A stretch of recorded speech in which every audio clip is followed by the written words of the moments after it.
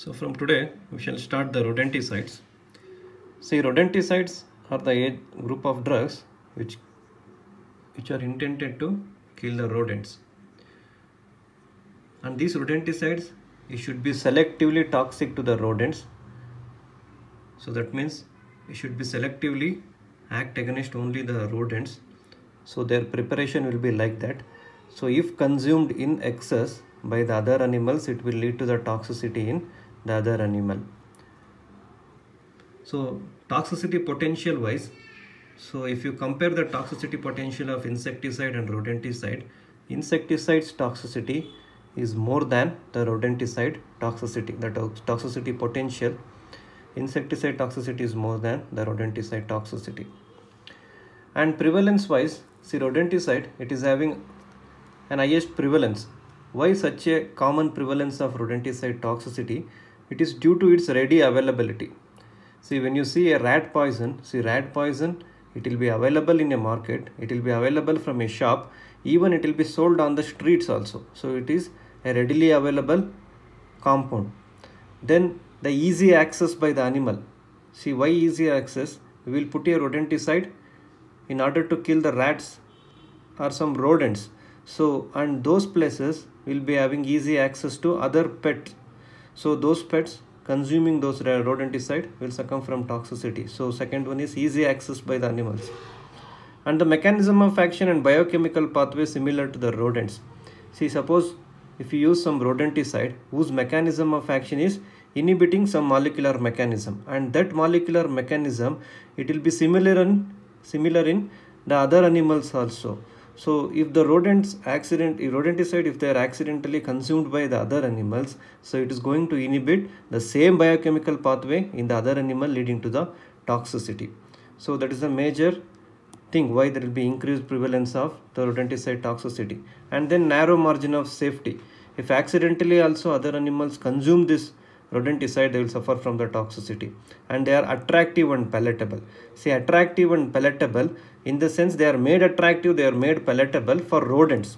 See, when they are made attractive and palatable for the rodents, so accidentally other animals might also consume it. So dog might also feel it as attractive, it also feel it as palatable and eat by chance, and will lead to the toxicity. So these are some of the factors which lead to the increased prevalence of the rodenticide toxicity. And rodenticide, they are classified into two groups, inorganic group and the organic group. So under inorganic group, it's been classified into arsenic compound, elemental phosphorus, thallium sulfate and zinc phosphide. And organic group, it is classified into anticoagulants, fluoroacetic acid derivatives, vitamin D compound, Antu, red squill, strychnine, norbormide, crimidin and chlorolose. So today we shall discuss about the inorganic rodenticide. So under that, arsenic compound and arsenic toxicity, it has been dealt under the heavy metal toxicity in detail. So the same thing holds good here also. And elemental phosphorus also we discussed. So there are two types of phosphorus, red phosphorus, white phosphorus, and its mechanism of action. So we have already discussed about phosphorus toxicity also. And thallium sulfate toxicity also we have discussed under heavy metal. So this thallium sulfate, it is a poisonous poison. So it is odorless, tasteless, colorless compound, thallium sulfate, very commonly used rodenticide to kill the rodents. So it is also been dealt in detail, which is the specific antidote for thallium sulfate toxicity. We use Prussian blue. So we discussed in detail these three compounds which comes under inorganic rodenticide. So the left one, so which we are going to discuss today, is the zinc phosphate toxicity. So it is a very commonly occurring rodenticide toxicity in case of pet animals. So this zinc phosphate toxicity we are going to discuss under the inorganic rodenticides.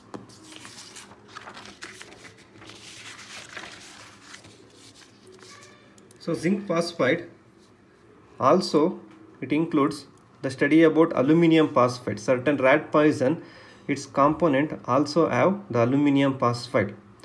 And this zinc phosphide, its prevalence is very common. Why its prevalence is very common? It is due to its cheap and easy availability. I told you, in the streets also they will sell the rat poison, and that rat poison which are sold in the streets very commonly contain either zinc phosphide or aluminium phosphide. So they are very cheap. So commonly the grocery store people, so they used to buy this zinc phosphate and they used to kill the rodents there, menacing rodents. So they are very cheap, they are easily available. That's why it is incremented in the highest prevalence of rodenticide toxicity.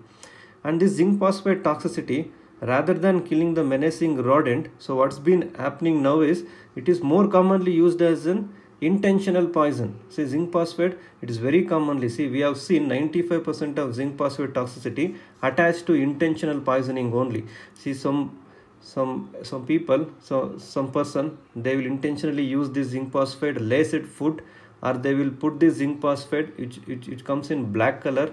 So black color powder it will come. So that black powder they will mix it with the bread or some food and they will give it to the dogs or cat, and with an intention to kill the dog or cat. And such kind of cases, 95% of zinc phosphate toxicity cases, they are intentional, what we have seen, rather than accidental ingestion of zinc phosphate toxicity. And basically zinc phosphate odor is, it is having garlic odor. And zinc phosphate, when it is consumed in the stomach under the acidic condition, zinc phosphate decomposed rapidly into a compound called as phosphine gas, not phosgene, so it is phosphine gas, so abbreviated as PH3. And this phosphine gas odor is, it is having acetylene or rotten fish odor.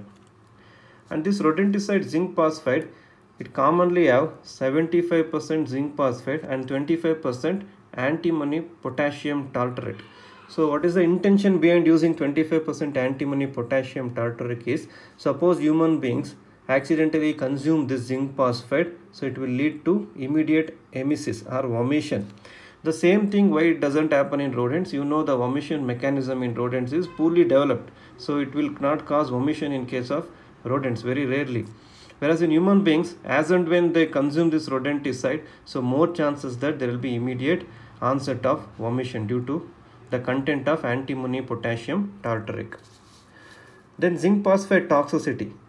See, the potential of zinc phosphate toxicity, it is directly related to the rate of liberation of phosphine gas. Higher amount of phosphine gas liberation, so higher will be the toxicity potential of zinc phosphate. So the culprit in zinc phosphate toxicity, always remember it is phosphine gas. Then the mechanism of action. I told you the mechanism of action of zinc phosphate, it is not due to zinc or due to the phosphorus content in the zinc phosphate. It is mainly due to the release of this phosphine gas. So what are the mechanism of action? So this phosphine gas, it will cause direct severe irritation of the GIT, and it is a protoplasmic poison which causes damage to the blood vessel, RBC membrane, and causes cardiovascular collapse, and also leads to CNS depression and causes lung irritation and causes damage of liver and the kidney. And it inhibits cytochrome 6C oxidase enzyme. And this phosphine gas, it is a strong reducing agent, so as a result it will lead to free radical formation, lead to organ damage.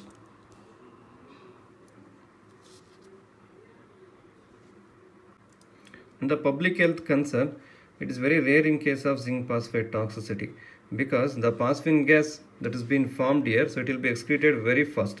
So as a result, even though the rodents are consumed by predatory animals, and the predatory animal will not succumb from zinc phosphate toxicity. Very rarely predatory animals succumb from the zinc phosphate toxicity because of the increased excretion of zinc phosphate. So it will not lead to any toxicity in the predatory animals. Then the clinical signs. So what are the clinical signs in zinc phosphate toxicity? So very commonly zinc phosphate toxicity, it will be acute in nature. So the zinc phosphate toxicity, it will be seen 30 minutes to 4 hours after ingestion of the zinc phosphide.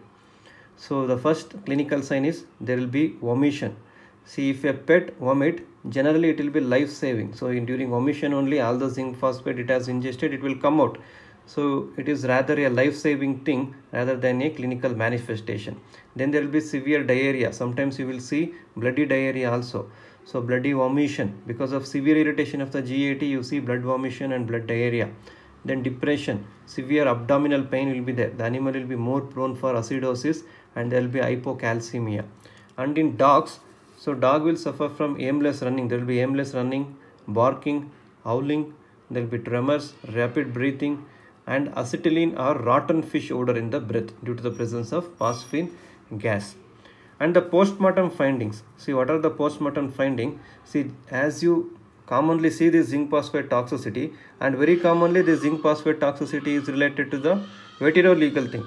So when it comes under vetero-legal thing, so the law and order will come into picture. So further the postmortem finding or the postmortem inspection will be very important. So what are the postmortem finding? So when you cut open the stomach content, there will be acetylene or dead fish odor. So as soon as the animal is brought to your place, then only you will start having this acetylene or dead fish odor. Then there will be severe hemorrhagic gastroenteritis, and there will be pulmonary edema when you check the lungs. And the diagnosis, it is mainly based on the history. So what kind of history? See, the owner will tell, see, I found some suspect mixture in the food item. See, I found some black color powder around surrounding the food particle.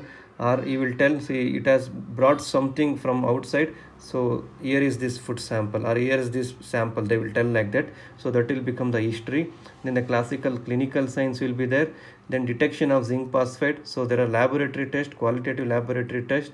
Generally silver nitrate test is conducted to detect the zinc phosphate toxicity. And what are the samples you need to collect?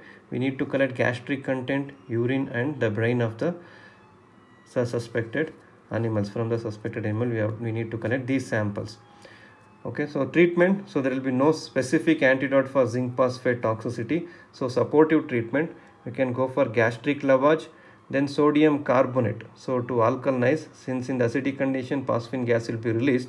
So the rationale is you have to increase the alkalinity in the GIT. So sodium carbonate or aluminum magnesium hydroxide, you can use an antacid for this. Then go for oxygen therapy, then demulcent since GIT irritation will be there, and try to treat metabolic acidosis by systemic administration of RL and also sodium bicarbonate and anticonvulsant. So the assignment question for zinc phosphate toxicity. So the main culprit in zinc phosphate toxicity is release of dash. So which species are more susceptible here? Ruminants or monogastric animals. So it will be more susceptible. So as far as zinc phosphate toxicity is concerned, so very commonly seen rodenticide toxicity and associated with intentional poisoning. Always it will be presented with a vetero-legal case. So you should be very careful while diagnosing, while handling the zinc phosphate toxicity. More than 95% of zinc phosphate toxicity brought animal, there will be mortality of more than 95%. Very less chances of recovery of animals suffering from zinc phosphate toxicity.